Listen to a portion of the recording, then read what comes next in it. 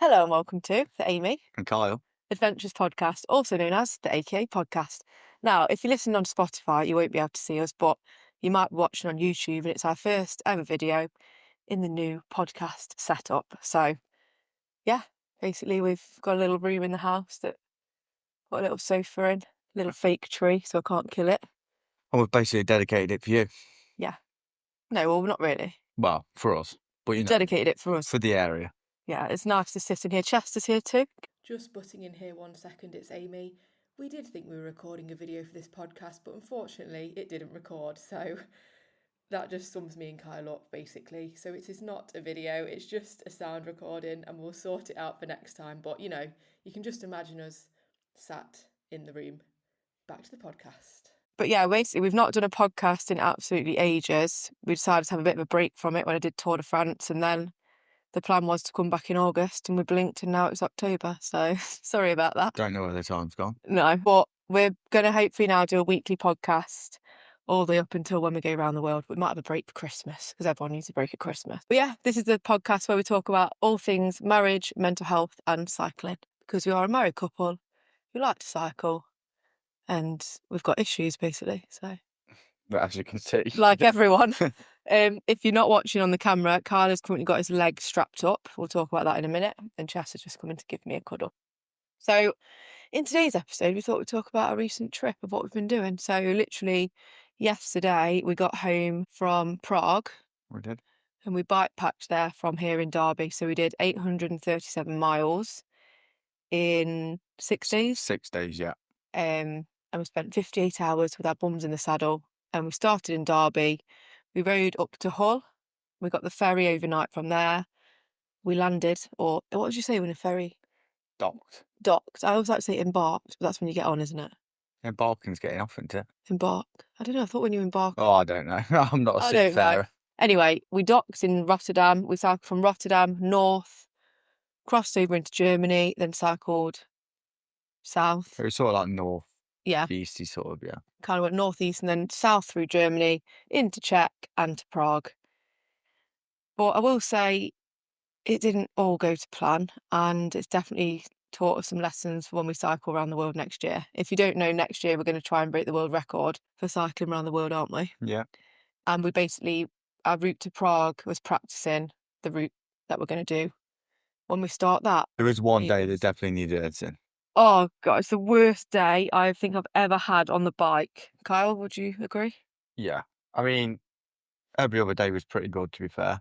But there was one day where, well, yeah, that was the most uncomfortable and most ridiculous day I've ever had on a bike. Yeah. Basically, for the 6 days, we had one day where it didn't rain. And we had one day where it was so bad rain all day. We did 192 miles. Yeah, that day, yeah. Oh, and this isn't the bad day. This is the, one of the best days. But it's the second worst day ever. Second worst day. We woke up in this little B&B. We had a Chinese takeaway the night before after a long day. And I can only describe as looking out the window to what looked like buckets of water being thrown onto the concrete and wind and rain battering against the skylight window and the trees like bending over. It was going sideways. Yeah, pitch black, getting up at 5 a.m, having to leave at 6 a.m, looking at the weather forecast, it just said 100% chance of rain all day. And I just thought, oh, hell no. But then I thought, well, we're not made of sugar paper. When we do round the world, we're not going to have a choice about the weather. So we just got to suck it up and get on with it. We've chosen to do this, so we can't moan about it. But it was hard. But that morning, we did hear the sound of it and we was like, well, you turned around to me and said, shall we just like do something else, get a train, whatever? No, I said, shall we do a shorter ride today and a longer ride tomorrow so we have less time in the rain? In hindsight, that wouldn't have actually achieved a lot. Because it rained the next day. So we did the right thing in getting on with it. Yeah. Then there's a German chap the night before at the hotel and he was like, oh, you've had really strong winds today, but tomorrow you have rain. And I was like, yeah, I know.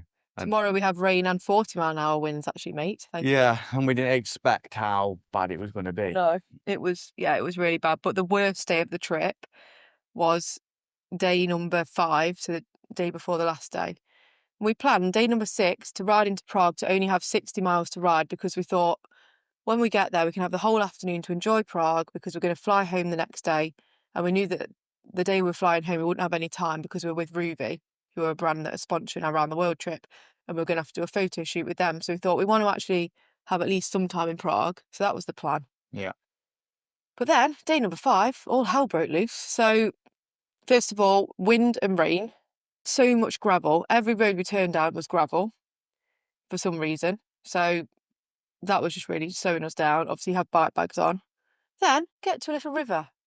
And the Garmin says, it's not the Garmin's fault actually, because it's Komoot that planned this route. No, in fact, I've checked 2 other services and they both said a ferry there. Really? Yeah.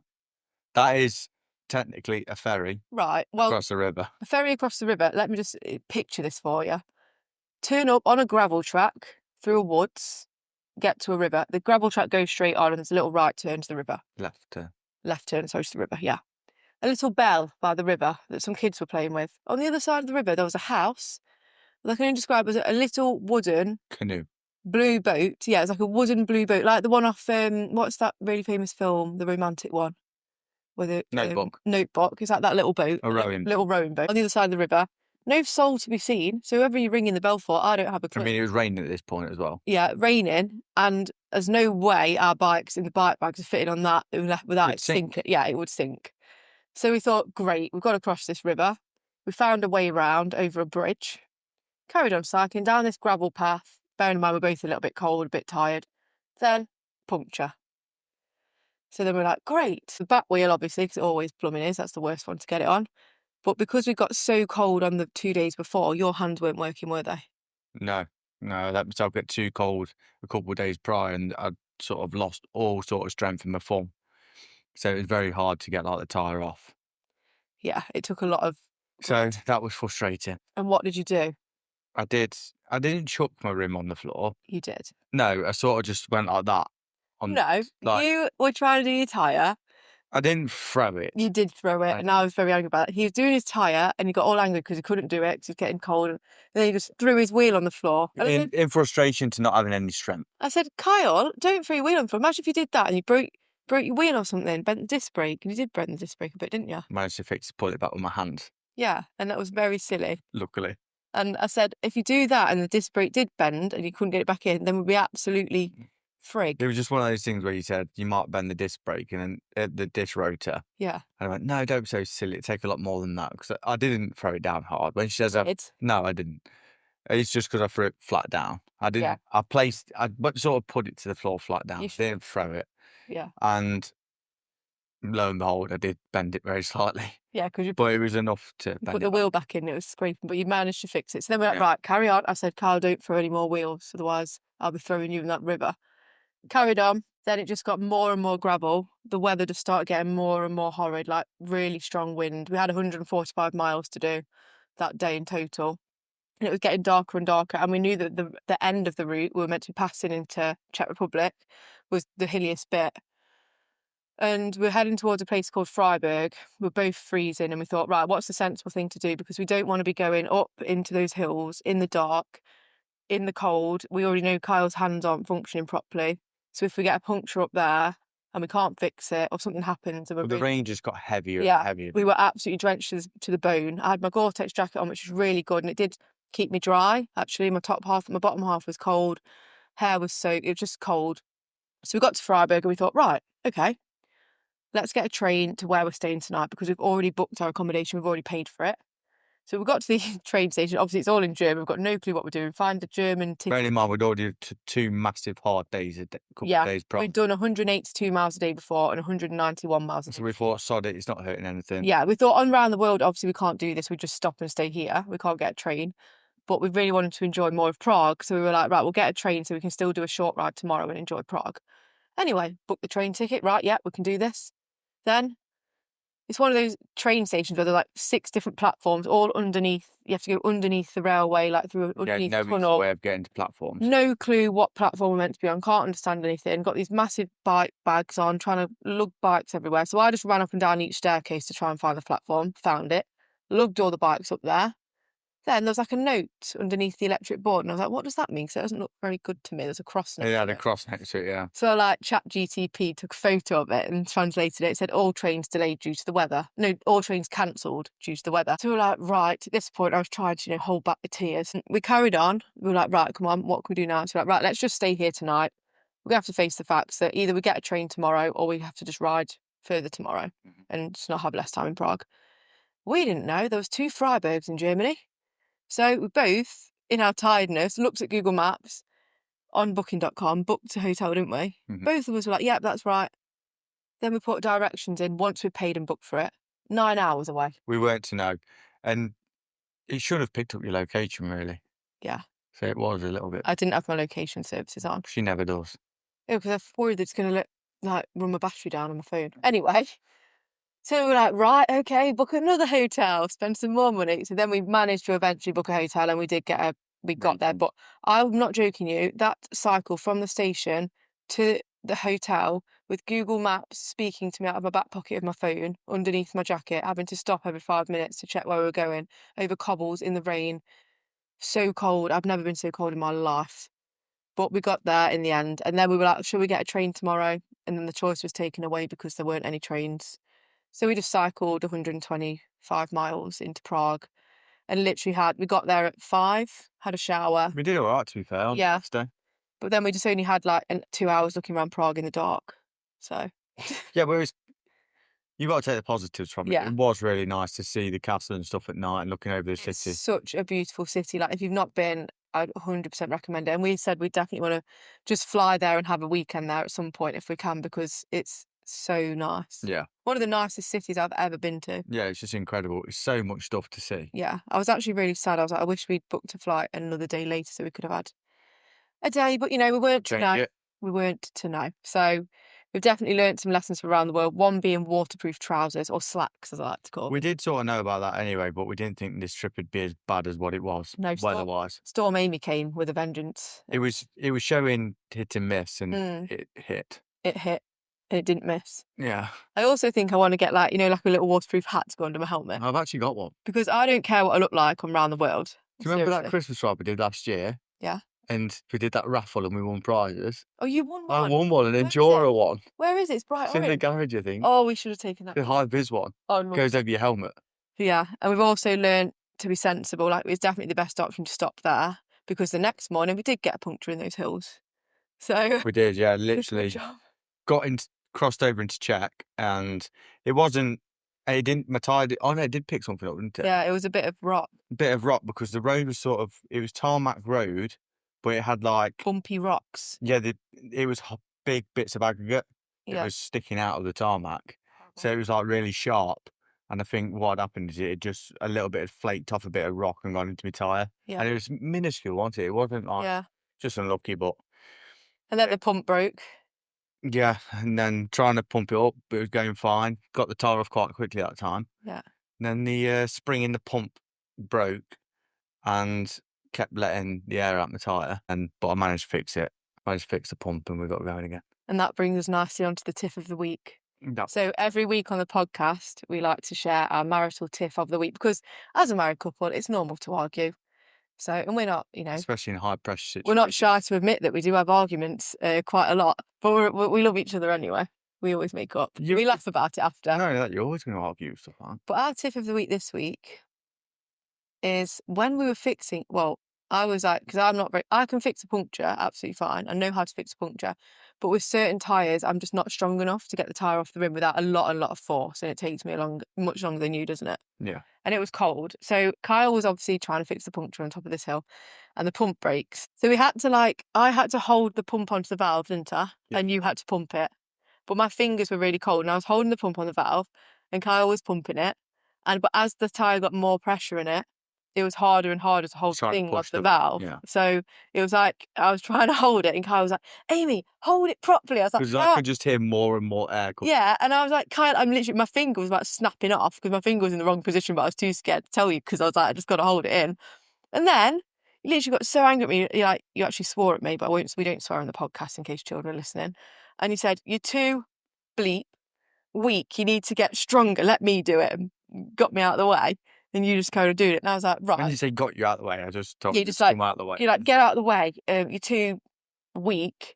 You need to get stronger. And I was like, right. So I just went and stood over by my bike and faced the other way and didn't talk. Because I was like, that's so. But I did apologise very quickly. Yeah, you did. It's funny now. I think it's funny now. No, but I was frustrated because as you can imagine, if you've ever lost any sort of strength in any part of your body, it's very frustrating. Yeah. And when something so simple as pushing the tire off, which I've done 1,000 times, should be so easy, and I just couldn't push it. And then with the pump, and that wasn't working. It was just so frustrating. But yeah, lesson learned, and that all stemmed from a couple of days prior. Let my hands get too cold, and that's a lesson to not let my hands get that cold. Thing as well, I kept saying to you on the cold day, Kyle, let's stop and put your gloves on. And you kept saying my hands are so cold. It's like, stop and put your gloves on. No, keep going. I was like, Kyle, please stop. My hands are still tingling now. Yeah, but why didn't you put your gloves on then? I kept telling you. I was in the zone, and we had a big day to do, and I was just in the zone. 5 minutes, or it doesn't even. Yeah, in hindsight, this is what I'm saying. This is what I mean. Yeah, hindsight is on a ride. Always stop. I usually do, in fairness, for little things like that. I can't stand the cold either, so yeah. But anyway. Anyway, should we move on to the blip of the week? This thing you've done that's silly. I've got mine first. I know what yours is. I'm pointing at it, but I'll go first. So my silly thing of the week. Kyle doesn't always have one because I'm a bit more dopey than you. But I won't say that. I'll just say you're a bit clumsy sometimes. Bit clumsy, bit silly, bit sometimes not with it. My family always say I'm very intelligent, but I've got no common sense. Apparently like my auntie. Very true. High achiever at school, but put me in the real world. No clue what I'm doing.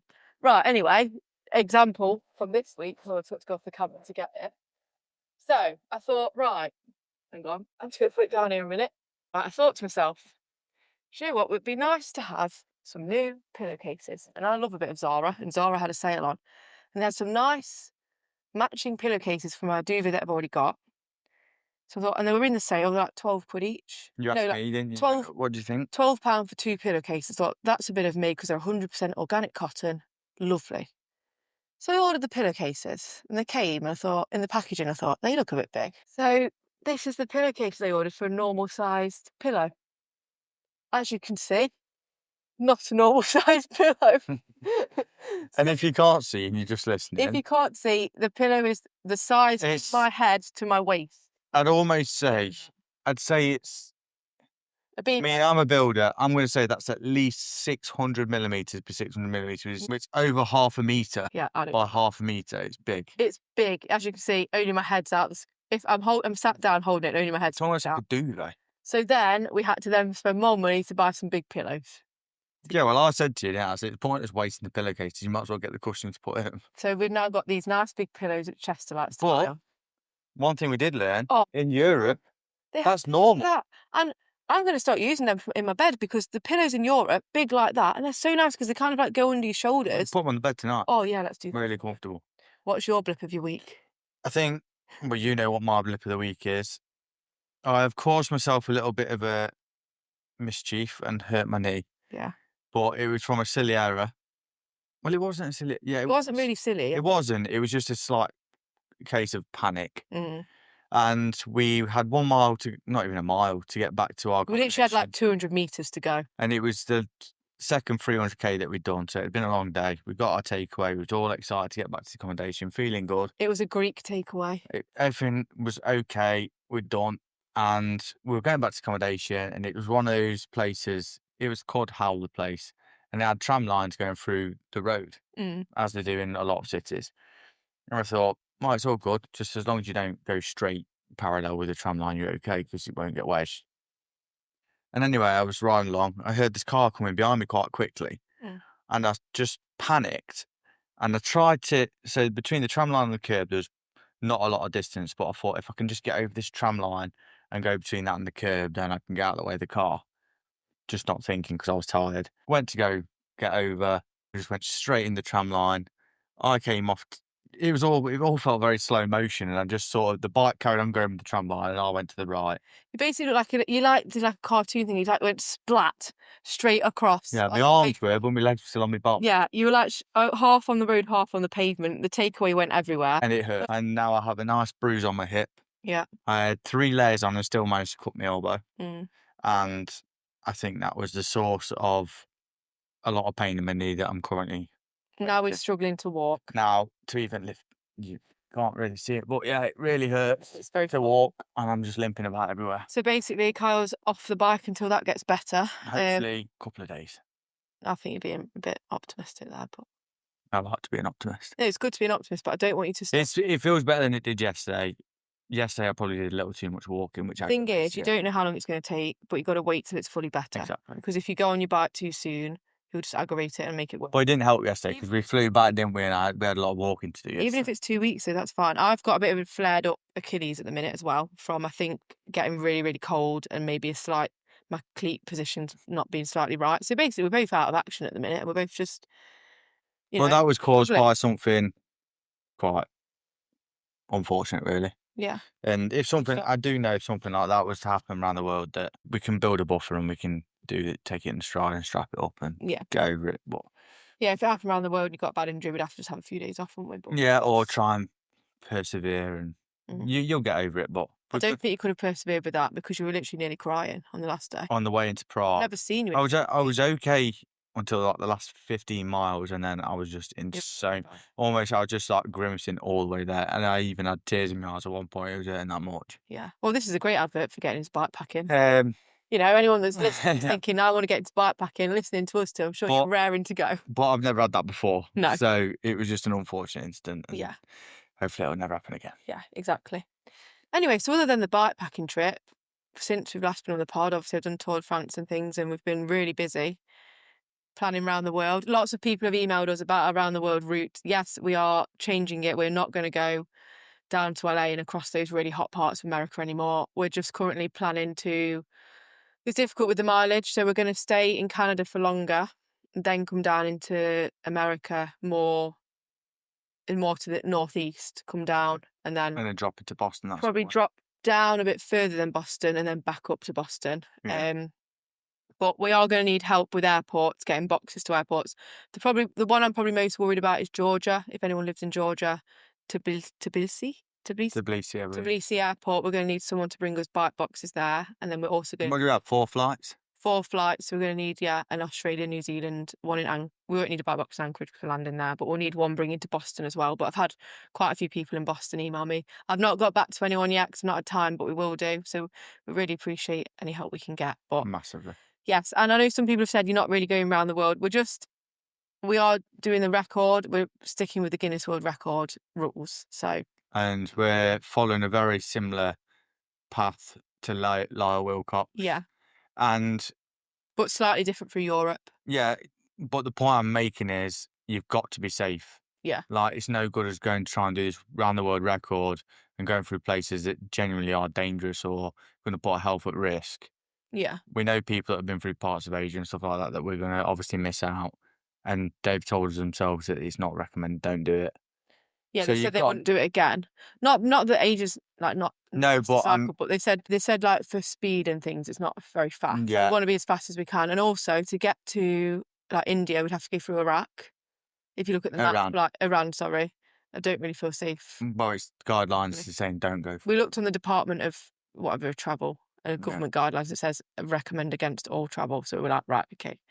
So and obviously we can't go through Ukraine, we can't go through Russia. So we're dealing with what we can do. And also we're doing 18,000 miles, which is the rule. Yeah. That is the circumference of what we can cycle. 18,000 miles is enough for me. Regardless of where you go, we're doing the distance. Yeah. So.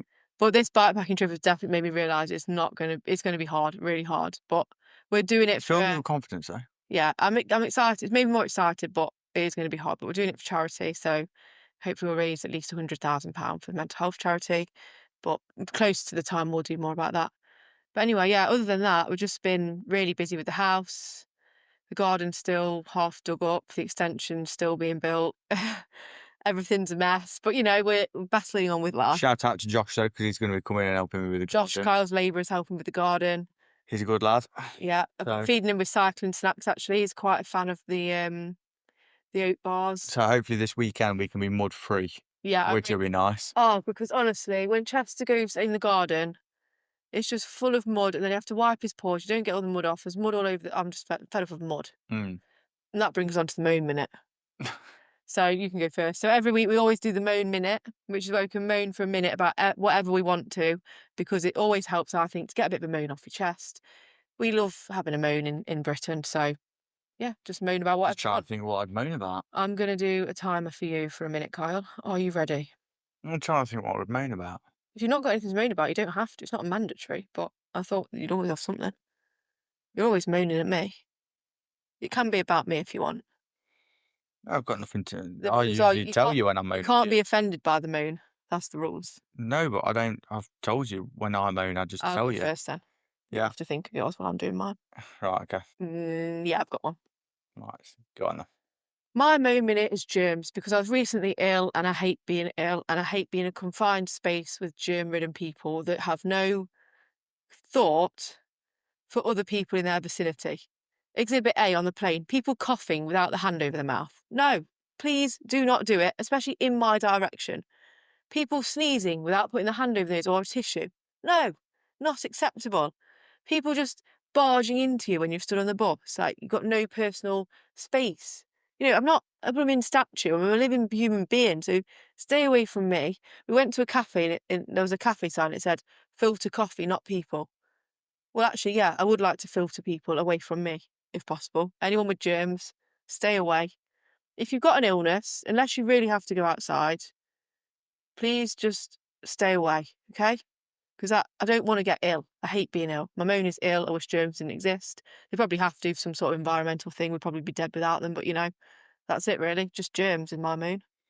It's actually 2 seconds and 62 over. Oh, well, that's fine. 2 little seconds over. I can deal with that. Do you agree with that moan? Yeah. Right, you ready for yours? 3, 2, 1, go. Rude people are my moan minute this week. Not mentioning names, but we was at a certain building and we had to get an elevator with our bikes to get somewhere. And we got a key card off the receptionist and they gave us a key card and all that was sorted. And she was just so rude how she was just asking us stuff. Anyway, so we got to the lift, we've got the bikes in, the key card wouldn't work. So I went back to the reception and said, look, the key card's not working.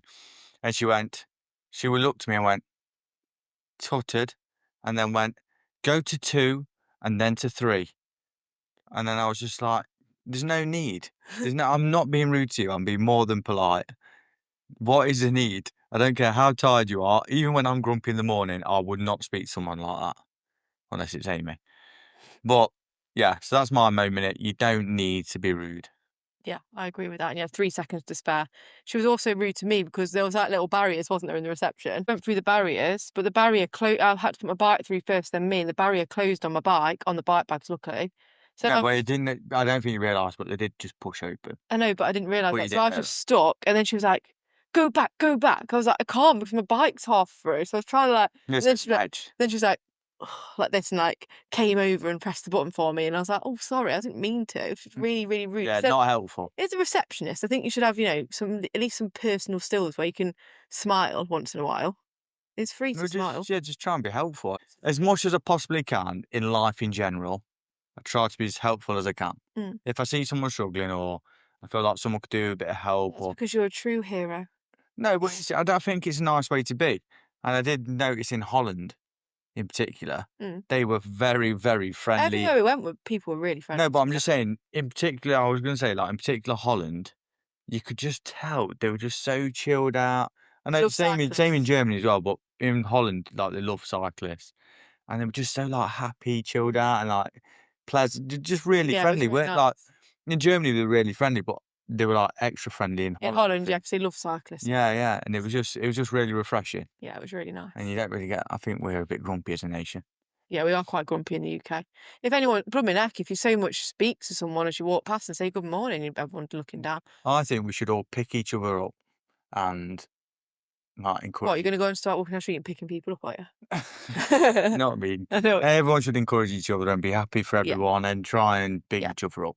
Yeah, but also I think sometimes people are grumpy and you don't know what's going on. Like maybe that will No, I'm not have saying. Issues going on at home, or you know, you have to be. I always think if someone's rude to me, let them be rude, because well, we did, didn't we? Yeah, we did. We weren't rude back. But what I mean is, like, you never know what's going on inside for someone. So it might be like someone that's being rude to you. You know, they might be going through a real struggle. So just having that awareness, isn't it? But yeah, I do think we can all smile a bit more, personally. So yeah. But coming up, it's just recently been World Mental Health Day when this goes out. So we'll finish with a mental health tip like we normally do. And coming up, we're going to Ibiza. We are indeed. So we're going to Ibiza with LeBlanc. We do this every year. They always invite us, which is really nice. And we always view it as kind of like the reward after all the hard miles and long miles we've done in the year. We've put it in this year. I've done over 13,000 miles so far this year. You've done a lot more miles than me, but I did sacrifice a month. You did for Tour de France. Not that that wasn't worth it, because it was. Yeah. Because you love me. But miles aside, it's been a very full-on year. So yeah. So we're looking forward to that. So probably update on that on the next podcast. And I am meant to be doing Snake Pass Hill climb this weekend, but my Achilles is a bit swollen. So I've got to wait and see, because it's in 2 days' time, and I'm not going to risk it. And also, I'm not expecting to do anything good, because I literally just got back from Prague. But I'll give it a go if I can. And if I can't, we're going to go and cheer people on anyway. Yeah, I think it's good to do that. Yeah. So we're going. And I'll be there hobbling along, ringing a bell. But yeah, we'll end on a mental health note and say thank you so much for listening, or watching if you're watching. My tip this week would be to, just like we said a minute ago, just like have awareness for everybody around you. You never know what's going on inside. And I think if you've got any friends or family that you've not spoken to in a while, send them a little message and just say that how much they mean to you, and that you're always there if they ever need anything. Because I think sometimes just a message like that can make the world of difference to someone, and we sometimes forget to check in on people, especially the people that always seem the most positive. Because I know when I struggled, people might not have known from the out. Like when I how someone's behaving is not a true reflection on how they're feeling. Yeah, it's easy to put an act on, isn't it, when you're out? So we've all done it. Yeah. We'll all still do it. Yeah. But don't judge. Yeah. So check in on your friends, and yeah, that's it really. Yeah. So thank you so much for listening and watching, and we'll see you on the next podcast next week. And yeah, quite enjoyed this one. It's nice to have a little sit down and chat. No, stop being soppy. Chester, would you like to come and say goodbye? I bet if he's lying on our bed. Have you left the bedroom door open? Has he gone downstairs? He's gone. He can't be bothered. He's vamoosed. He's waiting for his dinner. Anyway, dinner tonight we're having. Can you guess, Kyle? No. What are we having? Fish? No, not fish. What do you like? What do you mean, what do I like? What do we both like? Curry? Yeah. Oh, yeah. Homemade curry with ginger and coriander. Not sure. Sorry, I just did a little dance move because I love cooking so much. And when we've got our new kitchen, I'm hoping to do some recipe videos, because I always cook from scratch. So a lot of thought and planning's gone into this kitchen to make it such a nice cooking space for you. I love cooking. So I'm excited. It's like my other love from cycling. So do some videos of that. Yeah, but I am a bit of a slapdash cooker. I don't like weighing things out. I'm just like, dab a bit of this. I don't think there's anything wrong with that. It's just quicker, and it's just, ambience. Mm-hmm. Anyway, we can waffle on all night. We are going to go now. So thank you so much for listening. We'll see you on the next one. TT's the FN. Ta-ta for now. Goodbye. Goodbye.